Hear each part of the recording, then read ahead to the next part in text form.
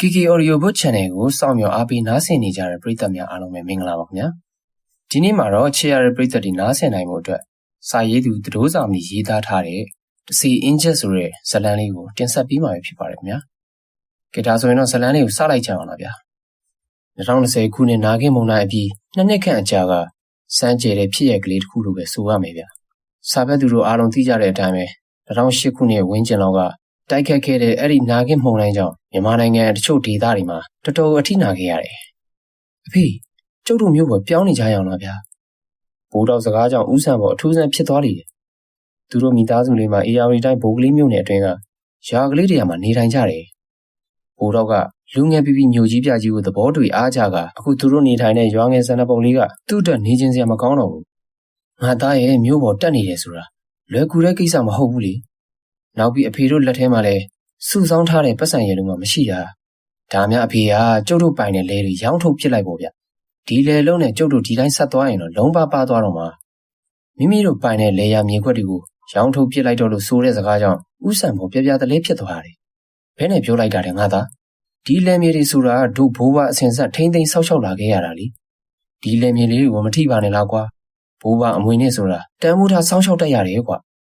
ဦးဆန်ပေါ်မှာတော့၎င်းတို့ရဲ့ဘိုးစဉ်ပေါင်းဆက်ထိမ့်သိမ်းလာခဲ့တဲ့အဲ့ဒီလေယာမြေတွေကိုမျက်နှာတန်ဖိုးထားနေတယ်။ဒါမဲ့ဘိုးတော့ကတော့အပြန်တက်ကစားငှက်ကလေးတွေလိုဟိုတီရှောက်စူးစမ်းချင်တဲ့စိတ်ကူလည်းအပြစ်လို့မပြောတာ။ကျုပ်တို့ရွာကလေးကဖွံ့ဖြိုးတိုးတက်မှုလည်းရှိတော့တာမဟုတ်ဘူး။အဖေကသာနေနိုင်ပေမဲ့ကျုပ်ကတော့မနေနိုင်ဘူးဗျာ။နောက်ပြီးကျုပ်မိန်းမတွေရလို့သားသမီးတွေရလာရင်လည်းဟောဒီလဲတဲ့ဘော့ထဲမှာကျွဲလို့ရုန်းကန်မနေစေချင်ဘူး။မျိုးကြီးပြကြီးမှာပဲတင်တောင်းတင်နေထားချင်တယ်။နေစေချင်တယ်။ဒါပေမဲ့လည်းကွာဦးဆန်ဘောစကားကိုစက်မိအပြုဘိုးတော့ကပင်မဟုတ်ဘူးဖေကျုပ်ကလည်းရောင်းစီချင်းလုံးရဲ့ပြောတာမဟုတ်ပါဘူးနာဂိဖြစ်ပြီးကလေးကအဖေလဲတွေပြက်ပြီးတော့အခုစပားကိုအောင်လို့လားနောက်ပြီးမျိုးစပားကိုအကျွေးနဲ့ယူစပားကအထွက်နေတော့အကျွေးပေါ်အကျွေးစင့်ကုန်တာပဲအဖတ်တင်တယ်ကြာရင်ကျုပ်တို့လည်းအကျွေးလဲပဲနှစ်ပြီးတော့ဒုက္ခရောက်ကုန်မှဆိုးတာကိုပြောတာအဖေကအဲဒီကဦးဆန်ဘောလဲရင်းနှီးချမ်းတစ်ခါကိုငှဲ့တောက်လိုက်ပြီးတော့တပ်ပြင်းရှည်ကြီးတစ်ချက်ကိုဆွဆွဲငင်ငင်ချလိုက်တော့တယ်အဖေစဉ်းစားပြရစီအောင်ကွာဦးဆန်ဘောရဲ့လေးတန်းဖျားလေးတွေမှာဝမ်းနေတဲ့တချို့ကရှက်တန်းလိုနေတယ်။သားဖြစ်သူဘိုးတော်ပြောသည်ကတဘာဝကြတယ်။မုံတိုင်းဖြစ်ပြီးတဲ့နောက်မှာလယ်မြေတွေကစပားစိတ်မထွက်တော့မျိုးစပားကိုလည်းအကျွေးနဲ့ယူသုံးနေရတဲ့အတွက်အခြေအနေလည်းဖြစ်တယ်လို့ဘာတွေဖြစ်နေသည်ကိုလည်းဦးဆန်ဘောတယောက်သူသာအသိဆုံးဖြစ်တယ်။ဒါကြောင့်လည်းဘိုးတော်ရဲ့အစီအစဉ်တိုင်းဧက100လောက်ကျယ်ဝန်းတဲ့ဘိုးဘပိုင်းလယ်မြေတွေကိုရောင်းချဖို့ဆုံးဖြတ်ချက်ချလိုက်လေတော့တယ်။3လကျော်4လလောက်ထိထိုးလယ်တွေကိုလူကိုယ်တိုင်စုံစမ်းရင်တော့၎င်းရားနေပွဲစားပြင်တော့၎င်းဆက်ရောင်းချသည့်တိုင်ဝယ်သူကမရှိခဲ့ဘူး။ဦးဆန်ဘောတို့သားဖာလည်းအကြံအိုက်လာခဲ့တယ်။ဒီလိုနဲ့တနေ့မှာတော့ဟဲ့မီလုံးနေဟိုသတင်းကြားပြီးပြီလား။ဟဲ့ဘာသတင်းလုံးများစိန်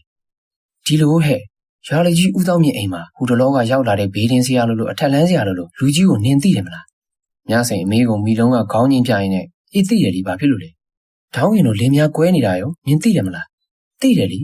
ကိုဘရင်ကမယငင်နေတာဟုတ်ထောင်းခင်ခင်များလဲဝစ်ကြီးပါတယ်ဟဲ့။မယငင်တော့ကောက်ပအောင်လိုက်သွားတဲ့လင်းဦးမှလင်းထင်းနေတာမီလုံးရဲ့စကားကိုမြစိန်ကအားရသဘောကျသွားပြင်အဲ့ဒါပြောတာပေါ့ဟိုတနေ့ကပဲဒေါင်းခင်ကအဲ့ဒီဆရာကြီးစီမှာသူ့ယောက်ျားအတွက်ဓာတ်ရိုက်တက်ဆင်သွားလောက်တာဘာဆန်းကလေးမမီးနဲ့နေမကူသူ့လင်ကိုပါရင်တယောက်မယံငင်းနဲ့ကွဲပြီးတော့သူ့စီကိုစိုက်မြက်ပြန်ရောက်လာတယ်လေဟဲ့တကယ်ကြီးလားတကယ်ကြီးပဲငါတော့အံ့ဩလို့မဆုံးဘူးအဲ့ဒီဆရာကြီးရဲ့ဓာတ်ရိုက်တက်ဆင်တွေအဆောင်တွေရေရတွေကအတော်ဆွမ်းတယ်လို့လဲရွာတွေကလူတွေပြောနေကြတယ်ကိုကြားတယ်ဟုတ်လားဒါဆိုရင်တော့အတော်ပဲမီလုံးရဲ့အပြောကိုမြစိန်ကဘာလဲနင်လည်းလင်းမြန်ရအောင်လို့ရေရသွားလို့တော့မလို့လားအချိန်တန်ရမှာပေါ့ဟဲ့တော်စမ်းငါယုံငါရင်နဲ့လင်းမြန်ရအောင်လုပ်ကြတာတီးပါလေအေးငါတငယ်ချင်းကိုချစ်လို့စားကဲငါလည်းလက်ကြံငါးလေးတွေဆက်ရောင်းလိုက်အောင်မယ်ညစိန်တယောက်ဒီလိုပြောပြီးတော့ငါးပန်းကိုခေါင်းပေါ်ရွှဲရင်းနဲ့မိလုံးနာကနေထွက်သွားလိတော့တယ်ရွာလူကြီးအိမ်ရောက်နေတဲ့အဲ့ဒီဆရာကြီးသတင်းမှလည်းတစားနဲ့တစားကြီးထွားလာပြီးတော့နောက်ဆုံးအကြံအိုက်နေတဲ့ဦးဆန်ဘောတို့သားအဖထံရောက်လာပြီးစမ်းကြဲတဲ့ဇလန်းတစ်ပုတ်ဖြစ်အစားချီလာခဲ့ပါတော့တယ်ဖေးကျုပ်တို့လဲတွေကလည်းကျိန်စာများတဲ့နေတာလားမသိဘူးဝယ်သူကအခုဒီကိုရှာမြောက်တခုတော့လုံးဝဖြစ်တော့မယ်ဘိုးတော်စကားကိုဦးဆန်ဘောလည်းသဘောတူထောက်ခံဟန်ဖြင့်ဆိုတော့ငါသားဘယ်လိုလုပ်ချင်တာလဲဦးတော်မင်းအိမ်မှာဆရာတယောက်ရောက်နေတယ်ကြားတယ်ဗျနောက်ပြီးအဲ့ဆရာကတိတ်ဆွမ်းနေဆိုပဲကျုပ်တို့ရေတရာလေးပါလေးတွားလို့ရအောင်ဗျာအေးအစင်းပြေတော့သာလောက်ကြတော့ကွာအဲ့လိုနဲ့ဦးဆန်ဘောတို့သားပါလဲအဲ့ဒီဆရာကြီးရှိတဲ့ရွာလူကြီးဦးတော်မင်းအိမ်ကိုရောက်လာခဲ့ကြတော့တယ်ဦးတော်မင်းအိမ်ရောက်တော့သူတို့ထက်အရင်ပဲရွာသူရွာသားတချို့ကဦးလိုပင်ရောက်နေကြသေးတယ် တချို့စီးပွားရေးကြောင့်မေးလို့တဲ့သူကမေးတချို့ကလည်းအိမ်ပြန်မလာသူမိသားစုဝင်တွေကြောင့်မေးလို့သူကမေးနဲ့စီကားနေခဲ့တယ်ဦးစံဘုံနဲ့ဘိုးတောက်လည်းသူတို့အလှည့်မရောက်သေးသည်မို့ဦးတောင်မြင့်အိမ်ရှိကွပ်ပစ်လေးမှာထိုင်ပြီးတော့စောင့်နေလိုက်တယ်အဲ့ဒီဆရာကြီးကတော့အသက်50ကျော်ဝန်းကျင်ကရှိပြီဝင်းဝါဆူပြေတဲ့အသားရည်ရှိနေတယ်ပေါ်ဖြူအောက်ဖြူဝစ်စုံကိုဝစ်စင်ထားပြီးတော့နတ်မောင်နဲ့ဆန်းရွယ်တွေကိုတေသက်လှပစွာထုံထားပြီးတော့ဘဝစအဖြူလေးကိုလည်းပေါင်းထားပြန်တယ်အမြင်အားဖြင့်ဆုံးဖြတ်ရတော့အဲ့ဒီဆရာကြီးကအောက်လန်းဆရာမှော်ဆရာတယောက်တော့ဖြစ်ဟန်မတူဘူးလူအတော်အတန်ဆဲသွားတော့မှဘိုးတောက်တို့သားပါလဲဆရာကြီးရဲ့စာရက်စာတမ်းတွေတင်ထားတဲ့စပွဲရှိမှညနေချင်းဆိုင်ပြီးဝင်ရောက်ထိုင်လိုက်ကြတယ်။ကဲဘယ်အကြောင်းများရှိလို့ဆရာစီရောက်လာကြတာလဲ။ထိုကဘိုးတောက်ကခက်သက်သက်ပင်ကျုပ်တို့လည်းရောင်းထက်လို့ပါဆရာကြီး။အဝယ်လိုက်ဆက်နေတဲ့အချိန်သာ၄-၅လကုန်တော့မယ်။အခုထိဝယ်သူကိုမတွေ့သေးဘူး။အဲဒါကြောင့်ဆရာကြီးများကူညီနိုင်ရင်ရတရားလေးပါလေလိုချင်လို့ပါ။မောင်ရင်တို့လေအေကအကျယ်ဝန်းရဲ့ဘယ်ဘက်အရက်မှာရှိတယ်ဆိုတာရဲ့ဆရာကိုပြောပါ။ဆရာကြီးရဲ့အတန်မှာဩဇာဓာတ်ပြင်းလာပြီတယ်။ဒါကြောင့်ဘိုးတောက်မှာစကားပြောနေရင်ကပဲအားငယ်လာသလိုခံစားရလိမ့်တယ်။ပြီးတဲ့နောက်မှာတော့ဆရာကြီးမေးတဲ့အတိုင်းလေအကျယ်ဝန်းများတရှိရအရက်ဒေတာကိုပြောပြလိုက်တယ်။တပန်ဆရာကြီးသိလို့ဒီများကိုလည်းခရီးစေးတွင်းကြပြောပြပေးရပြန်တယ်။ဆရာကြီးမှာတော့ဘိုးတောက်ပြောပြတဲ့အတိုင်းစာရွက်ပေါ်မှာချရေးကအစုံတရားကိုတွက်ချက်နေရတူတယ်။ကဲဆရာနဲ့တွေ့ပြီဆိုတော့ဘာမှမပူကြနဲ့အစဉ်ပြေရစီမယ်။ဆရာကြီးလည်းပြောပြီးအင်းခွက်ချထားတဲ့ဈေးပြောင်းတိုင်းတစ်ထုံးနဲ့အတူအင်းချက်၄ချက်ကိုဘိုးတောက်တန်ပေးလိုက်တယ်။ဘိုးတောက်လည်းထိုဆရာကြီးပေးသည်ကိုယူကျိုးစွာယူလိုက်တယ်။ဒီဈေးပြောင်းတိုင်းတွေကိုည6နာရီတိတိမှထုံးပြီးတော့မိမိတို့လဲတွေရောင်းတော့ဖို့အတွက်စုတောင်းပြီးတော့ဒီအင်းချက်၄ချက်ကတော့မောင်ရင်တို့လဲရဲ့တောင်လေးတောင်မှာတစ်ချက်စီမြုပ်ပြီးဒါဆိုရင်အဆင်ပြေပြီ။ဘာလို့ရောင်းထွက်တာလဲဆိုတော့လဲကိုစောင့်နေတဲ့မြင်အပ်မမြင်အပ်တဲ့ပုံကူတွေရှိနေလို့ပဲ။ဟုတ်ဆရာကြီးဆရာပြောသလိုသာလုပ်တော့မောင်ရင်တို့ကိစ္စအထမြောက်ရစီမယ်။ဘိုးတော်လည်းထိုးကမှဂျင်းနဲ့အားရသွားပြီးတော့ဆရာကြီးကိုညံပူစော်ကအဖြစ်ငွေတစ်သောင်းကိုပေးအပ်ခဲ့လိုက်တော့တယ်။အကြံကုန်ဂလုံးစားချက်ဆိုသည့်အတိုင်းပဲလှုပ်ရည်သာလှုပ်လိုက်ရသည်ဘိုးတော်မှာထိုးလောကီပညာရက်တွေကိုနားမလဲသလိုအယုံကြည်လည်းရှိလာသည်မဟုတ်။3-4လလောက်နယ်လဲရောင်းလာသည်တော့ဝယ်သူမရှိတဲ့လဲတွေကအခုအစင်ရင်နေနဲ့အစင်ပြေနိုင်ပါမလားလို့တွေးတောမိလိုက်သေးတယ်။ဒါမှလည်းဆရာကြီးခိုင်းထားတဲ့အတိုင်းတော့လှုပ်ရပေးအောင်မယ်။အဲ့ဒီလဲတွေမြင်ရောင်းထွက်ဖို့အရေးသာအထူးကကြသည်မဟုတ်ပါလား။နောက်တနေ့မှာတော့ဘိုးတော်တို့သားအဖလဲများရှိရာစကားလုံးချောင်းပြားလေးတိုင်းလှေကိုလှော်လာခဲ့လိုက်တယ်။ရေပင်ကငြိမ်သက်နေတော့လဲယခုအချိန်ကမိချောင်းအတိုက်ကိုက်သည့်အချိန်မို့အတော်ငင်သတိထားသွားရတယ်။တလောကလေးပင်ကိုသာလာသားမောင်ချစ်စွေ90ဖန်းရင်နဲ့မိချောင်းဆွဲခံရသည်ဆိုသောသတင်းကလည်းမဟောင်းသေးပြီ။အကျွမ်းကျင်သူဖို့ဆိုရင်တော့ခက်ခဲကောင်ခက်ခဲပြီလိမ့်မယ်။ဒါမဲ့ဘိုးတောက်မှာကလည်းငွေကလေးကဒီရက်ဒေသမှာကြီးပြင်းလာသူဖြစ်တဲ့အတွက်အဲ့ဒီကိစ္စတွေကထူထူထူမဟုတ်တော့ဘူး။လယ်များစီကိုရောက်လာတော့ဘိုးတောက်ကကိုင်းအဖေကတော့လယ်ထဲမှာပဲကျုပ်ကိုစောင့်နေရတော့ကျုပ်လယ်တောင်တစ်ထောင်စီမှာအင်းတွေမြုပ်ပြီးပြန်လာခဲ့မယ်။အဖေပါလိုက်နေရင်ပင်ပန်းနေမယ်။မှန်ပြီဒီလယ်ဧကမှာတစ်ထောင်နဲ့တစ်ထောင်သွားဖို့အတော်ပင်ဝေးစီမို့ဦးစံဘောကိုလယ်ထဲတွင်အတင်းဆောင်ထားတဲ့တဲအိမ်နဲ့သာနေရခဲ့စီတယ်။လယ်ထဲမှာလည်းဦးစံဘောတယောက်တည်းနေခဲ့ရသည်မဟုတ်ဘိုးတောက်ရဲ့အကိုထွန်းရွှေနဲ့ဇနီးခင်မင်းတို့မှလည်းလယ်ထဲအိမ်ထဲမှာနေတိုင်းကြတယ်။ဘိုးတောက်တော့ရောက်တော့ထွန်းရွှေလည်းငါးများခိုင်းတံများနဲ့အတူတဲတဲကအထွက်ဟာအဖေနဲ့ဘိုးတောက်ပါလားအေးဟုတ်တယ်ငါဟိုနေ့ကဆရာကြီးပေးလိုက်တဲ့အင်းချက်တွေလိုက်မြုံမလို့အဲ့ဒါအဖေကိုထားခဲ့မယ်အဖေလိုက်နေရင်ပင်မမှာဆိုလို့အေးပါငါတို့လိုက်ခဲ့အောင်လားထွန်းရွှေအဲ့ဒီလိုပြောတော့ဘိုးတောက်ကနေငါဘာသာပဲလှုပ်လိုက်တော့မယ်မင်းငါသွားမအောင်မလားလိုက်မနေနဲ့တော့ဒါဆိုလည်းဂယုစိုက်သွားအောင်မိချောင်းတွေကအခုလော့တောင်းချမ်းနေတယ်ဘိုးတောက်ရဲ့ငါဒီရွာသားပါထွန်းရွှေရဘိုးတောက်လည်းပြောစောနဲ့လေကလေးကိုခတ်တော့လောကလေခွက်ထောင်စီမှာအင်းချက်များကိုလိုက်လံမြုံနှံမှာတော့တယ်အင်းချက်တွေမြုပ်လို့ပြီးစီးချိန်မှာတော့ဘိုးတောက်လည်းဥဆန်ပေါ်ရှိရာလေထဲကိုပြန်လာခဲ့ပြီးတော့ဈေးပြောင်းနိုင်တွေကိုထုံးပြီးတော့ဆရာကြီးပြောတဲ့အတိုင်းဆူတောင်းလိုက်ကြတော့တယ်အဲ့ဒီအင်းချက်တွေမြုပ်ပြီးနောက်ပိုင်းမှာတော့ဘိုးတောက်တို့မိသားစုလည်းထူးဆန်းတဲ့အဖြစ်အပျက်တွေကိုနေစဉ်ရက်ဆက်သလိုကြုံကြိုက်ခဲ့လာရပါတော့တယ်ထူးဆန်းတဲ့အဖြစ်အပျက်တွေကတခြားတော့မဟုတ်လေထဲမှာတရေအချောက်ကျန်းလာခြင်းပဲဖြစ်တယ်တနေ့မှာနွားရိုင်းသွင်းချိန်မှောင်ရင်ဖြိုးပြကိုတွန်းရွှေလည်းမနက်ကထောင်ထားတဲ့ငါးများကိုင်းတန်တွေကိုသွားသိမ့်တဲ့အချိန်လေထဲမှာဇနီးဖြစ်သူမက်ခင်မြင်းနဲ့တယောက်တည်းကြံရစ်ခဲ့တယ်ညီအလင်းရောင်ကလုံးလုံးမပြောက်သေးတော့လေမှောင်ရိပ်ကတန်းစာပြုတ်နေကြပြီမခင်မြင့်မှာတော့ကိုတွန်းရွှေရဲ့ပစိုးပေါက်ကိုအချီပင်ဖာပြီးရင်းနဲ့အိမ်တော်ဘေးစီမှာဂျိုးအတန်တွေကိုကြားလိုက်ရတယ်ကိုတွန်းရွှေလားဘာမိကြံခဲ့ပြန်တာလဲမသိပါဘူးမခင်မြင့်နဲ့သူ့ယောက်ျားကိုတွန်းရွှေပစ္စည်းတစ်ခုကိုကြံခဲ့ပြီးပြန်လာသည့်အထင်နဲ့လှုပ်လက်ဆောက်ကိုခဏချကထလာခဲ့လိုက်တော့တယ်အတန်များကရက်မသွားသေးဟဲ့ကိုတွန်းရွှေအတန်ဘေးဒီတိုင်းတစ်ဖက်မှာတုံ့ပြန်တယ်မကြရအိမ်တော်ဘေးကိုအရောက်မှာတော့အမလေးမခင်မြင့်တယောက်အဲ့ဒီလိုအော်ဟစ်ပြီးတော့အဲ့ဒီနေရာမှာနေတတိလင်မြင်မျောသွားတော့တယ်သူမမြင်လိုက်တဲ့အရာကအိမ်ကောင်ထုတ်တန်းကိုခိုးပြီးတော့အပြင်ကိုခုန်ထွက်သွားတဲ့ယောက်ျားကြီးတယောက်အဲ့ဒီယောက်ျားကြီးကခေါင်းမပါဘဲနဲ့ခန္ဓာကိုယ်ကြီးတက်တက်ပဲဖြစ်နေတာ ထို့တူပင်ကိုတွန်းရှင်မှလည်းလေထဲမှာထောင်ထားတဲ့ငါးများကိုင်းတန်တွေကိုသိမ်းဖို့အသွားနောက်ကျောပတ်စီကနေပြီးတော့ခြေတံတစ်ခုကက်လက်ပါလာခဲ့တယ်။ကိုနောက်ဘက်မှာဘသူပါလာတယ်မပါလာဘူးဆိုတာလူတိုင်းခံစားမိတတ်ကြပါတယ်။ကိုတွန်းရှင်ရက်လိုက်တာနဲ့ခြေတံတွေကရက်သွားတယ်။ဆက်သွားရင်ထပ်ကြားရပြန်တယ်။စိုးစိုးတဲ့ဘွက်ထနေတဲ့နေရာလေးဖြစ်သည်မို့အနောက်ဘက်စီကနေပြီးတော့ခြေတံတွေကတိတိတတ်တာပေါ်ထွက်လာတာအတိုင်းသာကြားလိုက်ရတယ်။နောက်ဘက်ကိုသမင်းလေးပြန်ကြည့်လိုက်တော့လူမပြောနဲ့ခွေးတကောင်ကြောင်တမြင်းအောင်မရှိခဲ့ဘူး။အမောင်လူကြီးကသာကြီးမိုးမင်းမှုနေတယ်။ကိုတွင်းရှင်ဆိုသူမှလည်းခေသူတော့မဟုတ်တရေချောင်းနေမှကိုတိလာသည့်တိုင်အဲ့လိုတရေချောက်တာကသူ့အတွက်အထူးဆန်းမဟုတ်တော့ဘူးကိုတွင်းရှင်လည်းငါးများကိုင်းတန်တွေကိုရုပ်ပြီးတော့အိမ်ကိုပြန်လာခဲ့လိုက်တယ်အနောက်ဘက်ကခြေတံတွေကထက်ချက်မကွာလိုက်လာပြန်သေးတယ်တဏှာရောက်မှတော့ကိုတွင်းရှင်လည်းခြေကိုတန်ကနေရက်လိုက်ပြီးတော့အသင့်ပါလာတဲ့ပလိုင်းတွေကဓမ္မနဲ့အနောက်ကိုလှည့်ပြီးတော့ပိုင်းလိုက်တယ်ဘယ်သူမှမရှိတော့လဲအားဆိုတဲ့အတန်ကြီးကစူးစူးဝါးဝါထွက်ပေါ်လာခဲ့တယ်အဲ့ဒီနေရာမှာတော့ဘယ်သူမှရှိမနေခဲ့ဘူးကိုတွင်းရှင်တယောက်တည်းသာဖြစ်တယ်ပြီးတော့သူလည်းလဲတဲ့အင်္ဂလိပ်စီကိုပြန်လာခဲ့လိုက်တော့တယ်တဲရောက်တော့ဇနီးဖြစ်သူခင်မြင့်လဲကြနေတာကိုရုတ်တရက်တွေးလိုက်ရတော့ကိုတွန်းရွှေခေါင်းကြီးသွားရတော့တယ်ဟာခင်ကိုတွန်းရွှေလည်းဇနီးဖြစ်သူကိုပြေးပွေလိုက်တယ်တို့တိုင်အောင်မခင်မြင့်မှာတတိလဲမလာသေးဒါကြောင့်တောက်ရင်အိုးစီပေါ်မှာရှိတဲ့ရေတစ်ခွက်ကိုယူပြီးတော့မခင်မြင့်ရဲ့မျက်နှာကိုတောက်ပေးလိုက်တော့မှတတိရလာခဲ့တယ်ခင်ဘာဖြစ်တာလဲဟိုစောကယောက်ျားကြီးတယောက်ကိုတွေးလိုက်တယ်ကိုတွန်းရွှေဟမ်ဘယ်ကယောက်ျားကြီးလဲဘယ်သူမှမရှိပါဘူးမဟုတ်ဘူးခင်တွေးလိုက်တယ်ယောက်ျားကြီးတယောက်ခေါင်းလည်းမပါဘူးအိမ်ထုတ်တန်းကိုခိုးစီးပြီးတော့အနောက်ဘက်ကိုခုန်ထွက်သွားတာဩခင်ရဲ့သွေးလေခြောက်ချားလို့ထင်အောင်ထင်မှဖြစ်တာနေမှာပါခင်ကအခုချိန်မှာသွေးနုသားနုနဲ့လေမဖြစ်ပါဘူးမနေ့ကျရင်တော့ဘိုးတောက်ကိုဒီမှာလာဆောင်ခိုင်းရတော့မယ်အကိုနဲ့ခင်နဲ့ကတော့အဖေနဲ့သွားနေကြတာပေါ့ဟုတ်ပြီလားရော့ရေးတောက်လိုက်အောင်မခင်မြင်မှာတော့အကြောက်ရှိန်မပြေသေးပြီကိုတွင်းရှင်ပြီးတဲ့ရေတစ်ခွက်ကိုတုံတုံရီနဲ့မောတောက်လိုက်တော့တယ်မခင်မြင့်ကသူ့ရင်သွေးလေးကိုလွယ်ထားရတဲ့အချိန်မလို့ကိုတွင်းရတယောက်မလိုလားအပ်တဲ့ပြဿနာတွေကိုအဖြစ်စေခြင်းဘူးသူကိုယ်တိုင်လည်းအခုလေးတင်တရေချောက်ခံလာရသည်မဟုတ်ပါလား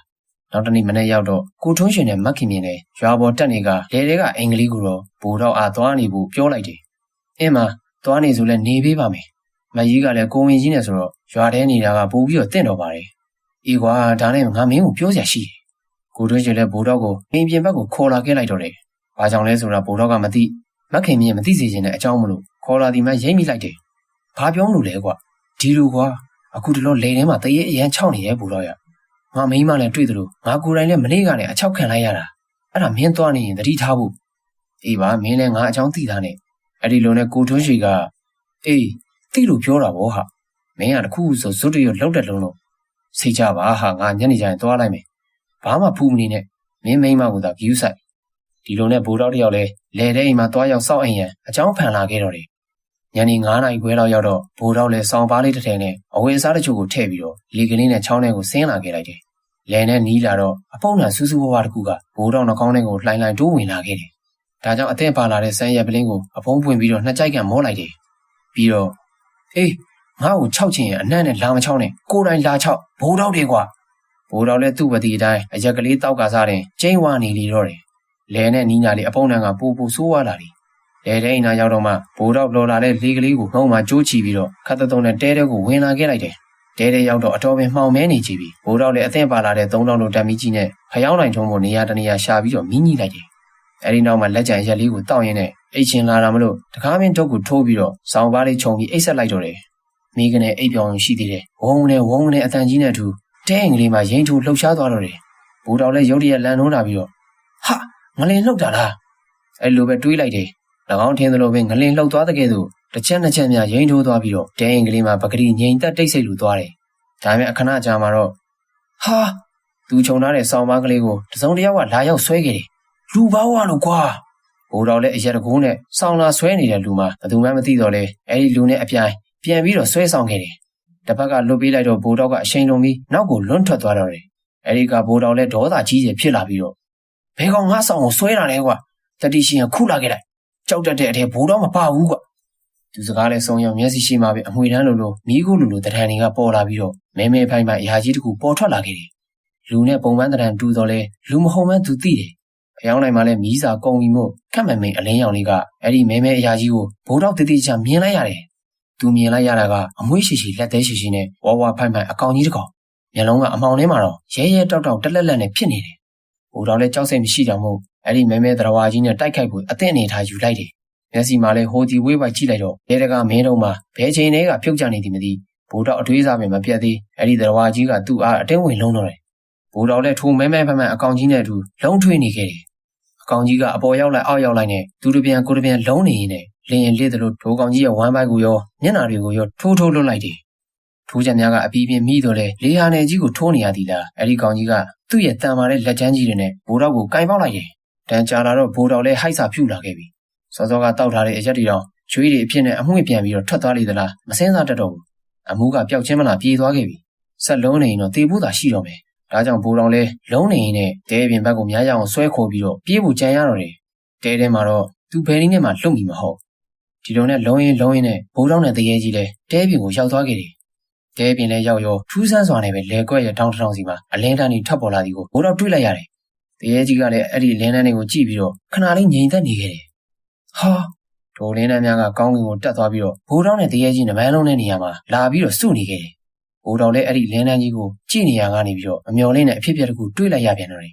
အလင်းတန်းတစ်ခုချင်းစီကတရေတကောင်စီဖြစ်လာပြီးတော့စုစုပေါင်းတရေလေးကောင်သူတို့အနားကိုရောက်လာခဲ့တယ်တရေလေးကောင်မှာတကောင်မှကိုယ်လဲရင်ကမစုံဘူးတကောင်ကမျက်စိမပါတကောင်ကခြေထောက်နှစ်ချောင်းမပါနောက်တကောင်ကလည်းအလားတူလက်နှစ်ဖက်မပါသည့်လက်ပြက်တရေဖြစ်ပြီးတော့နောက်ဆုံးတကောင်မှာတော့ဦးကောင်မပါခဲ့ဘူးအဲ့ဒီကောင်မှာဘိုးတော်ကောင်းတစ်ပန်းကြီးသွားပြီးတော့ငါတော့သိပြီဟုစိတ်ထဲကတွေးလိုက်တော့တယ်ဘိုးတော်နဲ့လုံးနေတဲ့တရေကြီးကလည်းအဲ့ဒီတရေလေးကောင်ကြည့်ပြီးတော့သူကအော်ဟစ်ပြစ်လိုက်တယ်တရေလေးကောင်ကတော့ချက်ချင်းဆိုသလိုပဲသူတို့လုံးနေရကိုတဟုန်လို့ပြေးဝင်လာပြီးတော့ဘိုးတော်နဲ့လုံးနေတဲ့တရေကိုလေကုတ်ကနေကင်ပြီးမြှောက်ခဲ့တယ်ဘိုးတော်မှာတော့ရုတ်တရက်ဖြစ်သွားတဲ့အဖြစ်အပျက်ကြောင့်တရင်ကားများကြက်တီတီကပါစက်အဟောင်းသားဖြစ်နေခဲ့ရတယ်သူနဲ့နပန်းလုံးခဲ့တဲ့တရေကြီးကလည်းအဲ့ဒီတရေလေးကောင်ကိုကြောက်လန့်ပြီးတော့ထွက်ပြေးပျောက်ခဲ့သွားခဲ့တယ်အဲ့ဒီခါမှတရေလေးကောင်ကဘိုးတော်ကိုကြည့်ပြီးတော့၎င်းတို့ရဲ့မူလပုံသဏ္ဍာန်အလင်းတန်းများဖြင့်လေတောင်တနေရာချင်းစီကိုငုံရှိုးပျောက်ကွယ်သွားခဲ့တယ်ဘိုးတော်လည်းအခုမှပဲတပ်ပြင်းချနိုင်တော့တယ်စိတ်ထဲမှာတော့အဲ့ဒီတရေလေးကောင်ကိုကျေးဇူးတင်နေမိခဲ့တယ်အကောင်လုံးဗကတိပြန်လဲတိတ်ဆိတ်သွားခဲ့ပြီတရေလေးကောင်လည်းမရှိတော့သလိုစောစောကနပန်းတက်သွားတဲ့တရေမှလည်းပြန်လာရဲတော့မီမဟုတ်အဲ့ဒီခါမှဘိုးတော်လည်းတဲပြန်ဝင်သွားပြီးတော့ကက်ဆက်ထဲကတရားတော်တွေကိုဖွင့်ပြီးတော့မနက်မိုးမြန်လင်းရန်သာဆူတောင်းနေလိုက်ပါတော့တယ်မနက်လင်းကြက်တော်တန်ကြတော့ဘိုးတော်တယောက်ထုတ်ဖို့စရာရှိတာတွေကိုထုတ်ဖို့ပြီးတော့လေကလေးနဲ့ရွာကိုခရီးပြန်နေလာခဲ့တယ်အိမ်ပြန်ရောက်လာတော့ဖခင်ဖြစ်သူဦးစံဘောသာမကကိုထိုးရွေပါသူပြန်လာသည်ကိုအထူးဆန်းဖြစ်လို့နေကြတယ်ငါသာဘာလို့အစောကြီးပြန်လာတာလဲကွာဦးစံဘောအမေကိုဘိုးတော်လဲပြန်မလာရင်အဖေတို့ကြုတ်လောင်းကိုလေထဲမှာသွားကောက်နေရပဲဟေးဘလို့ဖြစ်တာလဲစူစမ်းမအောင်ဟာဒီလိုဖေကကျုပ်ဖြင့်ကံကောင်းလို့မသိတယ်အဲ့ဒီလိုအစချီပြီးတော့ညကကြုံခဲ့ရတဲ့ဖြစ်ကြောင်းကုန်စင်ကိုဘိုးတော်လည်းခရီးစိတ်တွင်းကြပြောပြလိုက်ပါတော့တယ်အဲ့ဒီခါမှာဦးစံဘောနဲ့ကိုထိုးရွှေလည်းခေါင်းဆက်ဆက်ဖြင့်အေးအဲ့ဒါဆရာကြီးပေးလိုက်တဲ့လေဆောင်အင်းချက်တွေဆွမ်းလို့ပေါ့ကွာမတော်ခင်ကလေးကမင်းကငါပြောတာပဲနှုတ်ကစားမတန်ရမ်းပါနဲ့လို့ကျိုးကအဖေဖြစ်သူဦးစံဘောကပင်မင်းကိုပြောတာမှန်တယ်ဘိုးတော်လည်းမိမိကမှားတဲ့သူမလို့အဖေနဲ့အကိုကိုပြိုင်ပြီးတော့ညင်းမနေတော့ဘူးအမှန်တကယ်ကလည်းအဲ့ဒီဆရာကြီးပေးလိုက်တဲ့လေဆောင်အင်းချက်တွေကသူ့အသက်ကိုကယ်ပြီးသွားကြောင်းသိနေတဲ့အတွက်ကြောင့်ပဲဖြစ်တယ်အဲ့ဒီနေ့ကစပြီးတော့ဘိုးတော်တယောက်လဲစီကိုတော့ခြေဦးဝင်မလှည့်ပြတော့ဘူးတိုက်ဆန်ဆန်ပဲနောက်3ရက်ခန့်ကြာမှာတော့ဘိုးတော်တို့လဲတဲကိုဝယ်မဲ့သူတွေရောက်လာခဲ့တော့တယ်လေးဆန်မောကြီးလေးဆန်မောအေးကြော်ထုံးပါလားဟုတ်တယ်လေးရေဟောဒီမှာလေးတို့လဲကိုဝယ်မဲ့သူကြုတ်ခေါ်လာခဲ့ပြီအေးအိမ်ထဲခေါ်ခဲ့ဟေ့ဝယ်မဲ့သူမှလည်းရန်ကုန်ကတတိကြီးတူဝင်ဖြစ်တယ်အဲ့ဒီအတွက်ကြောင့်ဈေးစကားပြောရမှလည်းအဆင်ပြေချုံးဝေပြီးတော့နောက်ဆုံးဦးစံဘော်ရဲ့လဲအေးကတရားကျော်မှာနောက်လာတဲ့မှာပဲငွေကြေးချေဖို့စားချုပ်ချုပ်ပြီးရောင်းထွက်သွားပါတော့တယ်ငွေတွေအခြေချေပြီးတဲ့အချိန်မှာတော့ဘိုးတော်တို့မိသားစုလည်းနေရက်ရွာကလေးကိုစွန့်ပြီးတော့ရှမ်းပြည်နယ်မြောက်ပိုင်းလားရှိုးမြို့ကလေးစီကိုလာရောက်နေထိုင်လိုက်ကြတော့တယ်လဲဆောင်အင်းချက်တွေကိုတော့ပြန်ဖော်မပေးခဲ့မိဘူးရွာထဲမှာကြံခဲ့တဲ့မိတ်ဆွေတချို့စီကိုတော့ရန်ကသတင်းတွေတစုံတစကြားပစ်ခဲ့တယ်သူတို့လဲထဲမှာတရေတွေတောင်းကျမ်းနေတယ်ဆိုတဲ့အကြောင်းပဲဖြစ်တယ်လှုပ်ဖို့လာကြတဲ့လေသူရင်းငှားတွေလည်းကြာရှည်မနေနိုင်ခဲ့ကြဘူးကောင်းပြက်တရေကြီးကလဲထဲမှာလမ်းလျှောက်နေတယ်လို့မြင်သူကမြင်တဲဘော်ကဆွဲချခံရသူကခံရနဲ့အဆုံးမှာတော့အဲ့ဒီလဲမြေတွေကိုဘယ်သူမှမလောက်ကင်ရဲကြတော့ဘူးဒါကြောင့်လည်းအခုအခါမှာဧက100ကျော်လောက်ကျတဲ့အဲ့ဒီလဲကြီးထဲမှာမြက်ခင်းတွေခြုံရိုင်းနေနဲ့ထူထပ်ပေါက်ရောက်နေပြီးတော့ခြောက်ချားဝယ်ရရှိနေပါတော့တယ်။နောက်စဉ်အားပေးနေကြတဲ့ပရိသတ်များအားလုံးပဲကျေးဇူးထူးတင်ရှိပါတယ်ခင်ဗျာ။